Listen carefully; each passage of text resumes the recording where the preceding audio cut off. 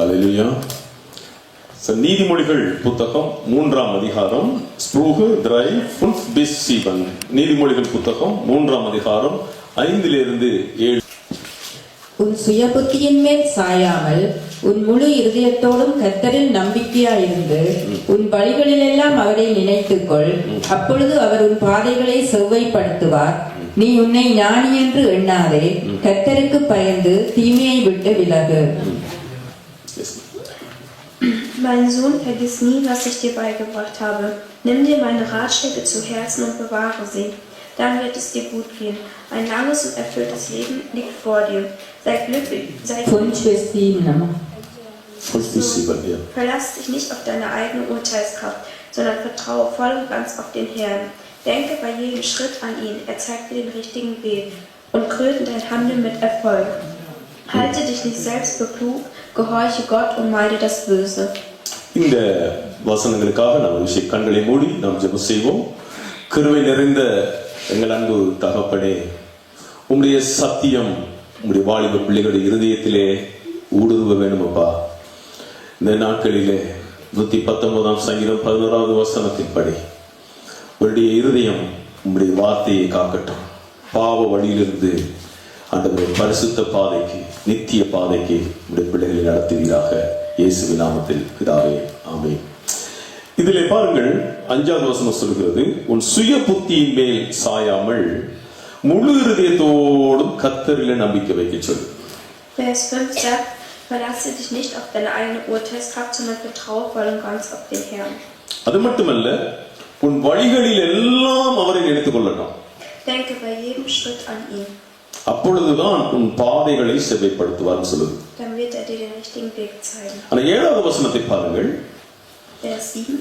நீ உன்னை ஞானி என்று எண்ணாதே, Halte dich nicht selbst für klug. கர்த்தருக்கு பயந்து தீமையை விட்டு விலகு.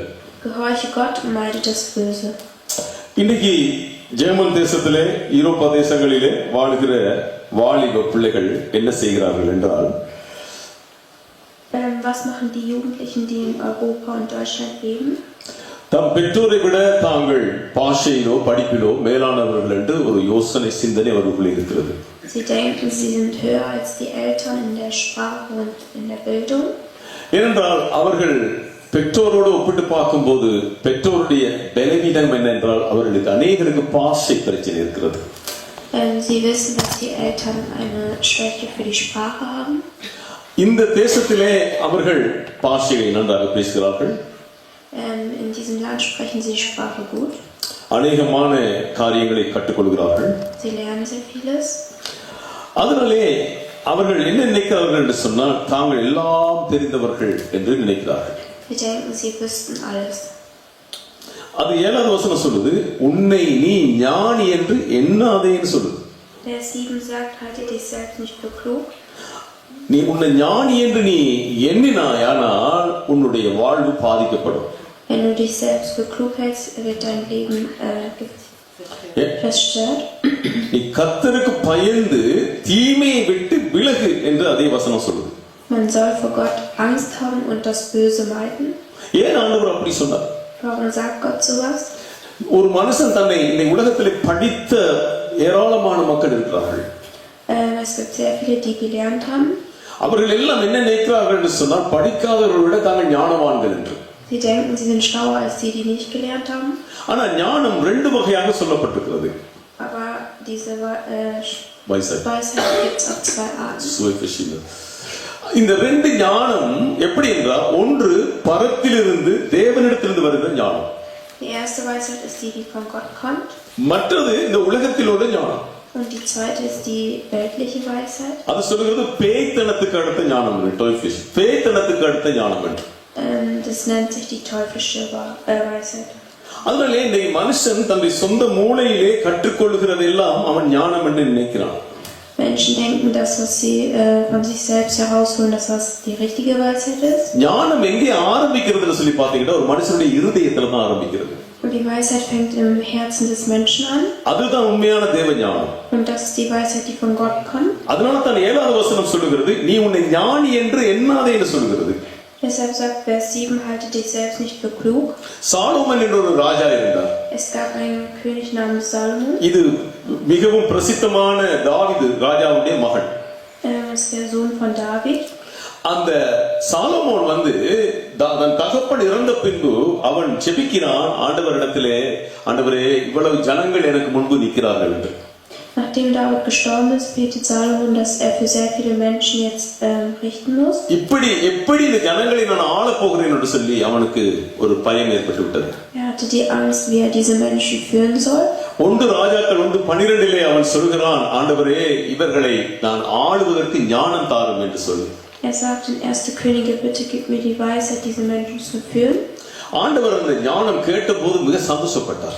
Gott war sehr froh, als er darüber erfahren hat. ஆண்டவரிடத்திலே சாலமோன் ஐஸ்வரியத்தை கேட்கவில்லை, பணத்தை கேட்கவில்லை, பொருளை கேட்கவில்லை. Er hat nicht nach Geld oder Materiellem gefragt. ஆண்டவரிடத்திலே என்ன கேட்டான் சொன்னா ஞானத்தை கேட்டான். Er hat bei Gott um Weisheit gebeten. ஒரு ஞானமுள்ள புள்ள ஆண்டவரிடத்திலே ஞானத்தை தான் கேட்பான். Ein weises Kind fragt nur nach Weisheit. ஆண்டவருடைய ஞானத்துக்கு முன்பாக யாரும் நிற்க முடியாது.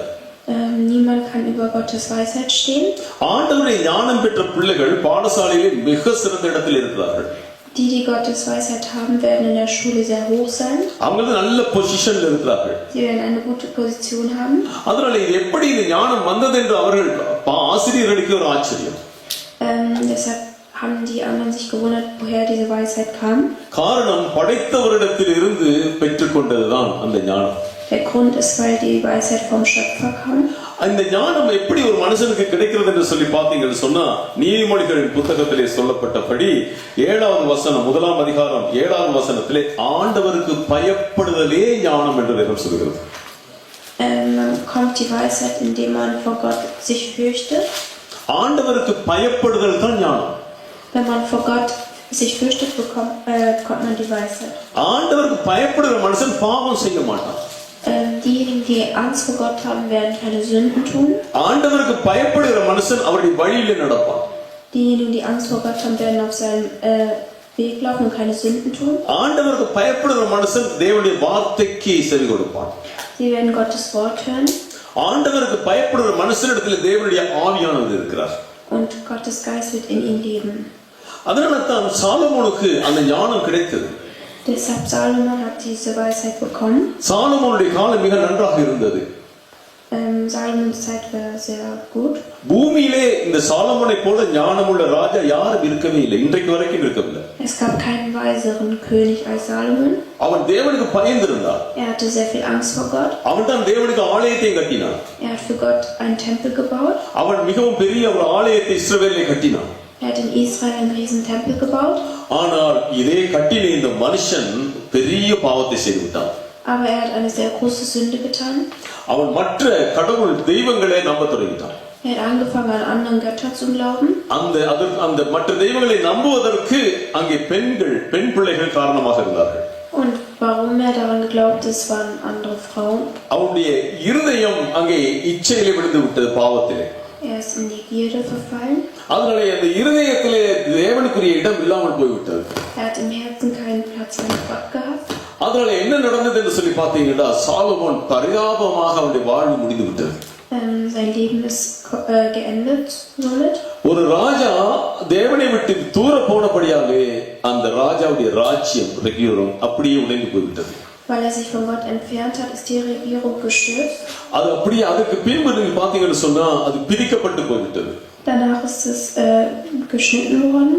10ஆகவும் 2ஆகவும் பிரிக்கப்பட்டு போய்விட்டது. Es wurde geteilt. அப்ப ஏன் இப்படி நடந்தது? Warum ist dies passiert? அந்த ஞானம் பாருங்கள், ஒரு மனிதனுக்கு ஞானம் வருமாக இருந்தால் அவன் தேசத்தை ஆள முடியும். Wenn ein Mensch die Weisheit bekommt, kann er eine Region führen. உங்களோட பிள்ளைகள் பாடசாலையிலே படிக்கிறார்கள், நல்ல விஷயம். Dass ihr eure Kinder in der Schule lernt, ist eine gute Sache. அவர்களுக்கு ஒரு எதிர்காலம் வேண்டும் என்று நீங்கள் சொல்லுகிறீர்கள். Sie brauchen eine gute Zukunft. ஆனா எதிர்காலம் என்று சொல்லும்போது எந்த எதிர்காலத்தை நீங்கள் சொல்லுகிறீர்கள்? Und welche Zukunft meint ihr? பூமியிலே வாழுகிற காலம் 70 இல்லாட்டி 80 வயசோடு முடிகிறதே. Auf der Welt lebt man 70 oder 80 Jahre. ஆனால் இந்த இளம் வயதிலேயே இந்த ஞானத்தை பிள்ளைகளுக்கு போதிப்பீர்கள், ஆனால் அந்த பிள்ளைகள் தேசத்தை ஆளுகிற ராஜாவாக முடியும். சின்ன வயசிலேயே இந்த ஞானத்தை கற்றுக் கொடுத்தால் Wenn ihr bereits im jungen Alter die Weisheit euren Kindern lehrt, ராஜாக்களாக வர முடியும். dann können sie wie Könige werden. ஏனென்றால் தேவனோடு இணைகிற பிள்ளைகளை தேவன் உயர்த்திக் கொண்டே இருப்பார். Gott wird diejenigen erhöhen, die nah mit ihm sind. அதனால இந்த நாட்களிலே உங்களுடைய பிள்ளைகளுக்கு நீங்கள் சத்தியத்தை சொல்லிக் கொடுக்கிறீர்களா? Bringt ihr euren Kindern die Weisheit bei? எவ்வளவு நேரம் உங்களுடைய பிள்ளைகளுக்கு சத்தியம் சொல்லப்படுகிறது? Wie viel Zeit opfert ihr dafür? தேவனுடைய வார்த்தையினாலே உங்கள் பிள்ளைகள் அனுதினமும் போஷிக்கப்பட வேண்டும். Sie müssen durch die Worte gesegnet werden. ஏன்னு சொன்னால் சாத்தான் இந்த இளம் பிள்ளைகளை தான் என்ன செய்கிறான்? கெடுக்கிறான்.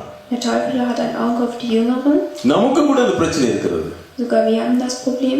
ஆனால் தேவனுடைய வழியிலே அவர்கள் இருப்பதற்கு தேவ வசனத்தினாலே அவர்களுக்கு நீங்கள் போதிக்க வேண்டும். Damit sie auf dem richtigen Weg sein können, müsst ihr das Wort den Kindern lernen. இந்த பெற்றோர் வந்து பிள்ளைகளை எல்லா காரியத்திலும் அதை செய் இதை செய் என்று சொல்வார்கள். Die Eltern sagen, mach dies, mach das. ஆனா உண்மையான தேவனுக்கு பயந்த பெற்றோர் என்ன சொல்வார்கள் என்றால், நீ தேவனுடைய வார்த்தையிலே வாழ் என்று சொல்லுவாங்க. Aber wenn die Eltern wirklich Angst vor Gott haben, sagen die, leb in Gottes Wort. தேவ பிள்ளைகளே, நான் இன்றைக்கு உங்களுக்கு ரகசியத்தை சொல்லுகிறேன். Ich will euch ein Geheimnis erzählen. இன்றைக்கு தேசதி அமெரிக்கா கண்டத்தை ஆண்ட எல்லா பிரசிடென்ட்மார்கள் 99% விதமான எல்லா பிரசிடென்ட்மார்களும் தேவனுக்கு பயந்தவர்கள். Alle Präsidenten in Amerika haben vor Gott Angst. அது மட்டுமல்ல, இன்றைக்கு நல்ல ராஜாக்களாக பெயர் பெற்றவர்கள் பார்த்தீங்கன்னா அது உள்ளே ரகசியம் என்றால் அவர்கள் தேவனை அறிந்தவர்கள். Wenn man guckt, die wirklich was geschafft haben, sind das diejenigen, die sich vor Gott fürchten. உங்களுடைய பிள்ளைகள் சத்தியத்திலே வேரூன்றுவார்கள் என்று சொன்னால் உங்களுடைய குடும்பம் ஆசீர்வதிக்கப்படும். Sollte euren Kinder in Gottes Wort leben, wird eure Familie gesegnet. இன்றைக்கு உங்களுடைய பிள்ளைகளுக்கு ஆரம்பிப்பீர்களா சத்தியத்தை சொல்லிக் கொடுக்க? Werdet ihr heute beschließen, euren Kindern davon zu lernen? அதனால தான் ஒவ்வொரு நாளும் 2 வசனம் 3 வசனம் அவர்களை பாடமாக சொல்லுங்கள். Sie sollen jeden Tag 1-2 Verse auswendig lernen. பிள்ளைகளுடைய வாய் சத்தியத்தை பேசட்டும். Dass die Worte von den Kindern sollen gut sein. இந்த பிள்ளைகள் கூடவே தேவன் உங்கள் குடும்பத்தை ஆசீர்வதிப்பார். Eure Familie wird durch eure Kinder gesegnet. ஆமென். ஹalleluya.